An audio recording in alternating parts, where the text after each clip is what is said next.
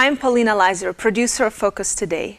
Thank you for watching this video, and make sure to check our other videos at theDove.us. Welcome back. Oh, here we are.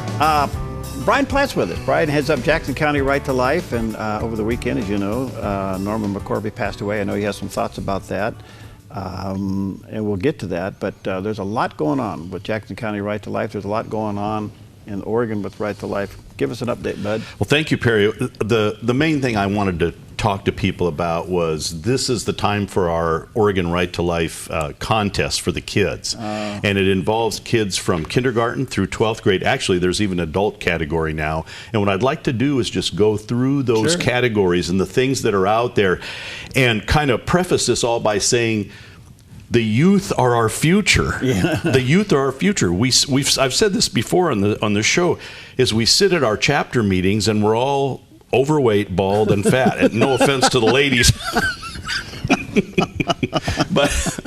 but we need some young people involved. This is my pitch. Parents, if you want your kids to be pro-life, you've got to start at a young age and make it fun. Right. And what happens, this is my contention, and we did this with my kids, is they get, you give them a mission and they buy into it. Right. And now all of a sudden they've got the crayons out, and I mean, who knows what comes out of their minds. Right. You give them a little bit of there's a theme, and then you just give them a sheet of paper and a box of color crayons, and you never know what is going to come out of it. Give us the categories. Okay, so what we've got is I've got some photographs of some of the previous ones that we'll talk about as we do these. So it starts with the kindergarten division, and the kids take a lot of liberty at the kindergarten level with respect to being faithful to the theme. By the way, this year's theme is because everyone deserves a chance. Okay, so we've got a kindergarten division for the posters. We've got a first and second grade division for the posters. We've got a 3rd through 5th division for the posters. 6th through 8th, 9th through 10th, 11th through 12th, and yeah, you guys can just kind of bebop through them there. And then they have, for the high schoolers, they've had a new category this year, which is computer-generated posters. Okay, and now there's money involved in this too. I mean, and Val showed me this last night. I said, you're kidding me. I mean, we're talking $20, $10, $15 for first, second, third places, all the way up to $200. Well, yeah, $200 for the first place winner for the 11th and 12th graders for these posters. So this is just, to me, it's a simple thing, parents, that you can do to get your kids thinking in terms of the pro-life, position. So start now. Start now. So you can start making your posters. This is from kindergarten through 12th grade. All right. And then now the plot thickens a little, because now we go into a little bit older with what we call the essay contest, and we don't have illustrations of this, but essay contests go from 5th to 6th, 7th to 9th, 10th to 12th. They have to be faithful to the theme. Okay, everyone deserves a chance. And then there's limits on the number of words. And what we do there is we bring both the posters and the essays to our chapter meeting that's coming up on the 13th of March. And as a group, as our chapter, we judge them. And the essays are always profound. I mean, you read things in there and you're just like, where in the world did that come from? And it's like, and it's right on the money, kind of thing. Pretty cool. Then kind of the big daddy is the oratory contest. Now this is for juniors and seniors, and there are time limits. Again, it's thematic. I take that back. The oratory does not have a specific theme. And this is the one where these kids, not only do they memorize a 5 or a 6 or a 7-minute speech that has a pro-life theme to it, but the competition, in that competition, they end up with the possibility of taking an all-expense-paid trip to Milwaukee, Wisconsin this summer to compete at the national level for the national prize. So this obviously there's some effort involved in this, and for parents who have kids at the high school level, it's time to get them going, because the deadline is looming, which I think actually for the most part is around the 1st of March. So here's a drawing contest for the posters, the essay contest, and the oratory contest. And you have a short film? Yeah, there's actually a short film contest. In fact, Ethan Hill, the Hill family, you know, they've always had entries in there, and they do very well there. They're very creative on the video stuff. Yeah, it's pretty fun. All right, so contact Dale or Val at the website, and the website is what? Well, so you've got a couple of choices, but our JacksonCountyProLife.org. Just www.jacksoncountyprolife.org, and look for the box that says contests. I think they both have their cell phones or their email addresses on there. But there's no time to lose, parents. We need to get our kids going on this. Val said if somebody was a little bit delayed, you know, she could work with that. But I just can't say enough about getting the young people involved in the pro-life, you know, challenges that we have at a young age, so they grow up being pro. Then if that's off, that issue's off the table down the road. This is the time of the year to concentrate on this. So drawing for the poster, essay, oratory, or even short film, JacksonCountyProLife.org. JacksonCountyProLife.org. Norma passed away over the weekend. You know, was that expected?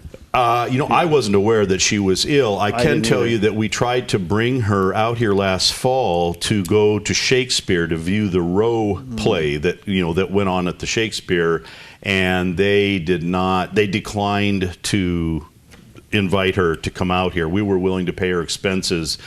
So that may have been an indicator something was going on. She led a hard life, and the one thing I can say, Perry. In fact, I just wanted to read something really quick here.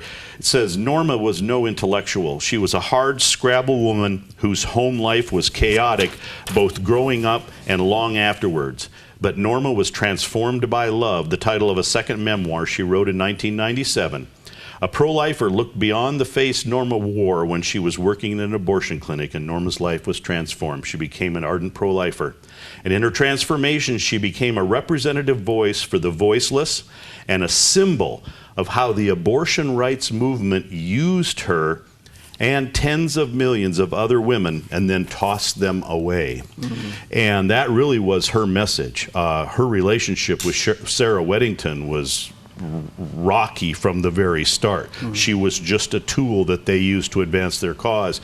The sad thing, Perry, was she spoke at our Right to Life conference, and the burden she bore, I mean, you can't imagine. I can't imagine. Can't imagine. When she woke up to the fact that her case was the case that turned the corner for America and resulted in so many abortions and the death of babies, I can't imagine the pressure she lived under. You know, and the thing is, and she knew this intellectually after being saved, but how do you know, assimilate it? It wouldn't have mattered if Norma happened to be there. She happened to be the one that Sarah ran into at a bar someplace.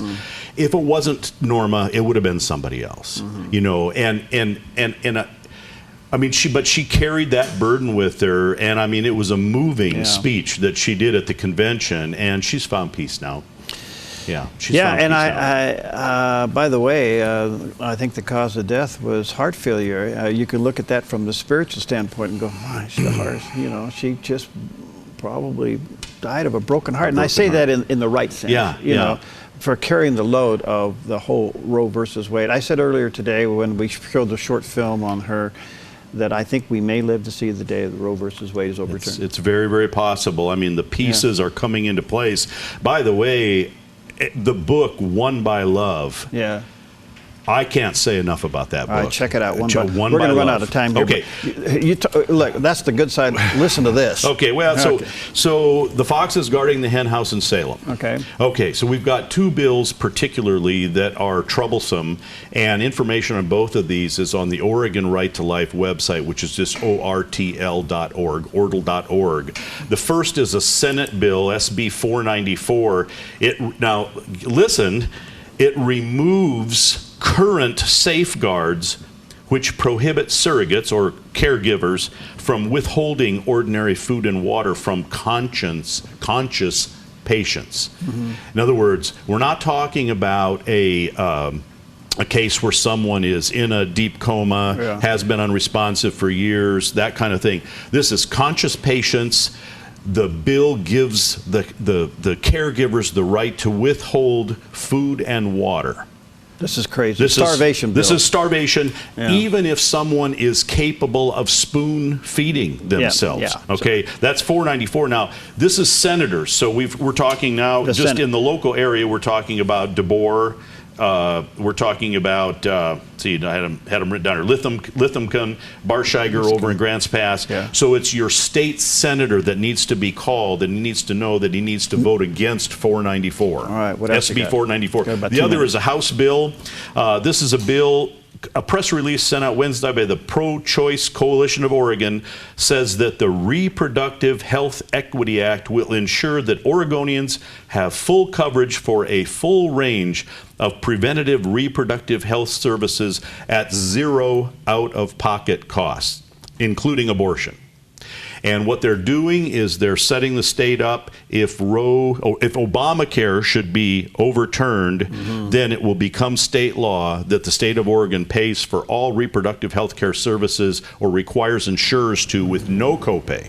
There you go. Off the out of the pockets of the taxpayers of Oregon, and we have a show coming up on that. Yeah. So this is your state reps: Dwayne Stark, Mike McLean, Sal Esquivel, Carl Wilson, Reschke over in Klamath Falls. This is HB 2232. Basically, free reproductive health services for the entire state of Oregon on the taxpayer's dollar. It's 2223. 2232. Did I write it wrong? 22, sorry, I wrote it wrong. It's 2232. Okay, yeah, sorry about that. Well, listen, those are a couple of things. You can go to Oregon Right to Life, ortl.org, and see all the legislative things that you need to contact your representatives and senators for.